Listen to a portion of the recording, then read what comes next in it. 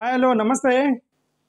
'Harihara Veeramallu' cinema పైన పవన్ కళ్యాణ్ గారి పైన హైకోర్టులో పిటిషన్ వేసిన మాజీ ఐఏఎస్ అధికారి విజయ్ కుమార్ గారు,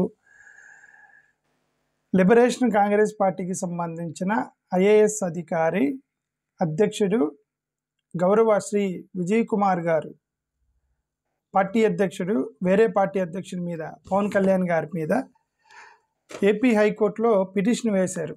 మేబీ బహుశా వచ్చే ఎన్నికల్లో పవన్ కళ్యాణ్ వర్సెస్ విజయ్ కుమార్ మధ్య ఎన్నికలు జరిగిద్దామో అని నేను అనుకుంటున్నా. అలా జరగాలని కోరుకుంటున్నా. ఎందుకంటే పవన్ కళ్యాణ్ గారేమో అటు సంపూర్తిగా ఒక కమ్యూనల్ కైండ్ ఆఫ్ పాలిటిక్స్ వేస్తే, ఈయన సెక్యులర్ కైండ్ ఆఫ్ పాలిటిక్స్ చేస్తున్నారు విజయ్ కుమార్ గారు. మేబీ బహుశా it is Pavan Kalyan versus Vijay Kumar ఎన్నికలు జరగాలని నేను కూడా కోరుకుంటున్నా.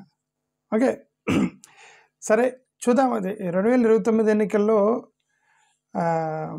India bloc versus NDA bloc అంతే ఎన్నికలు జరగాలని అది కూడా కోరుకుంటున్నా. ఓకే, లేదంటే ఏమందంటే ఇప్పుడు వైసీపీ వర్సెస్ టీడీపీ అని చెప్పేసి ఇది ఒక పెద్ద మాయలాగా ఉంది. ఇది ఓటు చోరీ కంటే ఇది భయంకరమైన మాయలాగా ఉంది. ఇది టీడీపీ వర్సెస్ వైసీపీ అని చెప్పేసి వీళ్ళిద్దరు కొట్టుకోవడం ద్వారా రెచ్చిపోయి ప్రజలు ఇద్దరిలో వాళ్ళకి 10 సీట్లు వీళ్ళకి 10 సీట్లు వస్తే 20 సీట్లు తీసుకెళ్ళి మోడీ గారికి ఇస్తున్నారు. అది పెద్ద మాయలాగా ఉంది కదా. అందుకని కొంచెం క్లియర్గా secular versus communal alliances, communal alliances versus secular aliens,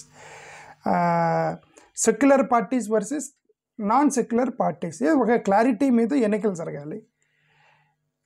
సరే చూద్దాం 29 వైపుకి ఎవరు స్టాండ్ అయినా తీసుకోవచ్చు. జగన్ గారు కంప్లీట్గా భారతీయ జనతా పార్టీకి అసలుకి కంప్లీట్గా బయటకు వచ్చేసి, సరే ఇప్పుడు ఇండియా ఎలియన్స్లో చేరాల్సిన అవసరం లేదు.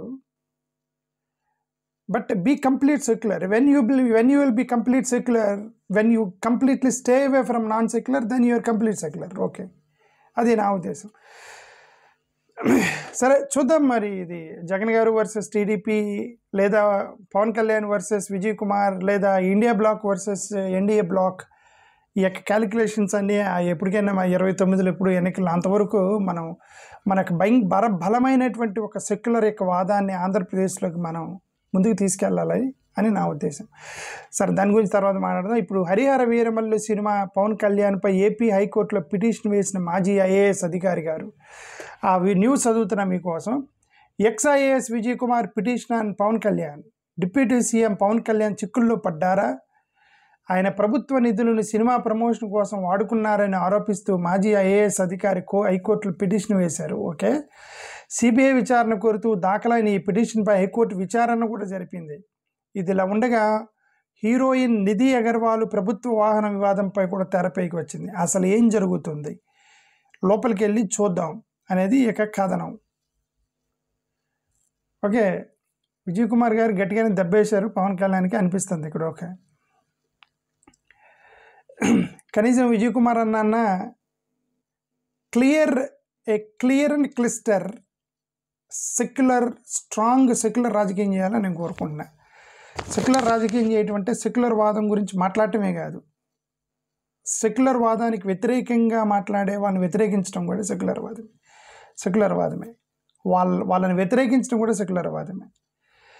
అది నా ఉద్దేశం, నా definition of secularism. Okay, Andhra Pradesh deputy CM Pawan కళ్యాణ్పై మాజీ ఐఏఎస్ విజయ్ కుమార్ హైకోర్టులో పిటిషన్ దాఖలు చేశారు. 'హరిహర వీరమల్లు' సినిమా ప్రమోషన్ కోసం డిప్యూటీ సీఎం పవన్ కళ్యాణ్ ప్రభుత్వ నిధులు వాడుకున్నారని ఆరోపించారు. దీనిపై సిబిఐ విచారణ జరిపించాలని కోరుతూ మాజీ ఐఏఎస్ విజయ్ కుమార్ హైకోర్టులో పిటిషన్ వేశారు. ఈ పిటిషన్ హైకోర్టు సోమవారం విచారణ జరిపింది. కేసు విచారణ జాబితాలో సిబిఐ, ఏసీబీ న్యాయవాదుల పేర్లు చేర్చాలని కోర్టు రిజిస్ట్రేషన్ ఆదేశించింది. విచారణ వారం రోజులకు వాయిదా పడింది. పవన్ కళ్యాణ్ గారిని కోర్టుకి లాగారు విజయ్ కుమార్ గారని ఒకటి ఇక్కడ న్యూస్ ప్రకారం అర్థమవుతుంది. పిటిషనర్ తరపు లాయర్ బాల ప్రతివాదులకు నోటీసులు ఇవ్వాలని కోరారు. అయితే కోర్టు ఈ దశలో నోటీసులు ఇవ్వలేమని స్పష్టం చేసింది. అదేంటండి, కోర్టు నోటీసులు ఇవ్వకుండా వాళ్ళు ఎందుకు రెస్పాండ్ అవుతారు? వీళ్ళు ఊరికి వేసుకొని కోర్టు సరే వాళ్ళ యొక్క ఈ పిటిషన్పై ప్రాథమిక విచారణ తర్వాత తగిన ఉత్తర్వులు ఇస్తామని హైకోర్టు తెలియజేసింది. ఓకే, మరి ఈ కోర్టులు ఎలా వర్క్ చేస్తాయో నాకు కూడా తెలియదు. కొన్నిటికి ఊరికే ఏం కేసు కూడా ఉండకుండా టక్కన కేసులు వేసేసి టక్కన నోటీసులు ఇచ్చి టక్కన 14 రోజులు రిమాండ్లు ఇచ్చి రిమాండ్ ఇచ్చేసి ఇవన్నీ చేస్తుంటారు కదా. ఈయన అంత క్లియర్గా వేస్తే ప్రాథమిక విచారణ తర్వాత నోటీసులు ఇస్తారట, అరెస్ట్లో అయిన తర్వాత నోటీసులు ఇస్తారని హైకోర్టు చెప్పిందని ఈ కథనం తెలుస్తుంది. ఈ మేరకు జస్టిస్ వెంకట జ్యోతిర్మయి ఈ మేరకు ఉత్తర్వులు ఇచ్చారు. ఓకే, ఈ పిటిషన్లో హరిహర వీరమల్లు సినిమా ప్రమోషన్ కోసం ప్రభుత్వ నిధులు దుర్వినియోగం అయ్యాయని పిటిషనర్ ఆరోపిస్తున్నారు. దీనిపై సిబిఐ విచారణ జరిపించాలని కోరుతున్నారు. మరి ఏపీ హైకోర్టు ఈ పిటిషన్పై ఎలా స్పందిస్తుందో చూడాలి. ఓకే, కరెక్టే. అంతేకాదు ఇటీవల హరిహర వీరమల్లు సినిమా హీరోయిన్ నిధి అగర్వాల్ ప్రయాణించిన కారు విషయంలో కూడా వివాదం రేగింది. భీమవరంలో జరిగిన ఒక కార్యక్రమానికి ఏపీ ప్రభుత్వ వాహనంలో నిధి అగర్వాల్ వచ్చారు. ఈ వీడియో వైరల్ కావడంతో ఆమె వివరణ ఇచ్చారు. తాను నిర్వాహకులు ఏర్పాటు చేసిన వాహనంలోనే ప్రయాణించానని ఆమె, ఇది ఇంకా పెద్ద క్రైమ్. ఇది ఆమె ఎందుకు వచ్చేవమ్మంటే, నాకు పవన్ కళ్యాణ్ గారు పంపించారన్నా సరే పోనీలు అనుకోవచ్చు. పవన్ కళ్యాణ్ గారు పంపించారంటే సరే ఏముందిలేండి, ఆయన వాడుకుంటున్నారు కదా, ఏదో ఎమర్జెన్సీలో పంపించారామని డిఫెండ్ చేయవచ్చు. ఆమె ఏమన్నారు, గవర్నమెంట్ వెహికల్ వచ్చింది, దానికి నాకు సంబంధం లేదు, నిర్వాహకులు పంపిస్తే వచ్చేనే తప్ప దానికి నాకు సంబంధం లేదు అంటే అర్థం. ఇప్పుడు సెకండ్ క్వశ్చన్ రైజ్ అయ్యింది, నిర్వాహకుల చేతిలోకి గవర్నమెంట్ వెహికల్ ఎందుకు వెళ్ళింది అనేది సెకండ్ క్వశ్చన్ వచ్చిందిగా. నిర్వాహకుల చేతిలోకి గవర్నమెంట్ వెహికల్ ఎందుకు వెళ్ళింది క్వశ్చన్ నెంబర్. ఓకే, ఏమి ఇంకా ఇరుగుని పెట్టిందని అనుకోవాలి. ఈ ఘటనకు సంబంధించి సోషల్ వీడియోలు వైరల్ కావడం ఆమె స్పందించారు. ఏపీ ప్రభుత్వ బోర్డు ఉన్న వాహనం గురించి తనకు తెలియదు అన్నారు. ఇరికిచ్చేసింది పవన్ కళ్యాణ్ని. ఒకటి అర్థమైంది. నేను భీమవరంలో స్టోర్ ప్రారంభోత్సవానికి వెళ్ళాను. ఈవెంట్ నిర్వహించిన వారు నా కోసం వాహనం ఏర్పాటు చేశారు. ఆ వాహనం ఏర్పాటు చేసే విషయం నాకు సంబంధం లేదు. నా కోసం ప్రభుత్వ అధికారులే వాహనాన్ని పంపారని సరికాదు. నా కోసం ప్రభుత్వ అధికారులు ఎవరు ఎలాంటి వాహనం ప్రత్యేకంగా ఏర్పాటు చేయలేదు. ఈ విషయంలో వాస్తవాలను చెప్పడం నా బాధ్యత అని నిధి అగర్వాల్ చెప్పారు. ఓకే, సరే అండి, ఇది న్యూస్. ఇది లెట్ us హోప్ రాబోయేటువంటి 2029 ఎన్నికల్లో Pavan Kalyan versus Vijay Kumar, a secular fighter Vijay Kumar versus the communal kind of politics done by, of course ఆయన పబ్లిక్గానే చెప్తున్నారు, సనాతన ధర్మం ఎత్తుకొని కమ్యూనల్ కైండ్ ఆఫ్ పాలిటిక్స్ ఆయన బ్రాండ్గా పెట్టుకుని వెళ్తున్నారు. దాంట్లో రహస్యం ఏమి లేదు. సెక్యులర్ వర్సెస్ కమ్యూనల్ పాలిటిక్స్ మధ్య ఎలాంటి రాజకీయం నడిచిద్దా అనేది చూద్దాం రాబోయే రోజులు. విజయ్ కుమార్ గారికి వర్సెస్ పవన్ కళ్యాణ్ గారికి ఇంకా పొలిటికల్ ఆర్గ్యుమెంట్స్ రావాలని కోరుకుంటున్నాను. పొలిటికల్ ఆర్గ్యుమెంట్స్ వస్తే ఏది మంచిదని తెలిసిద్ది.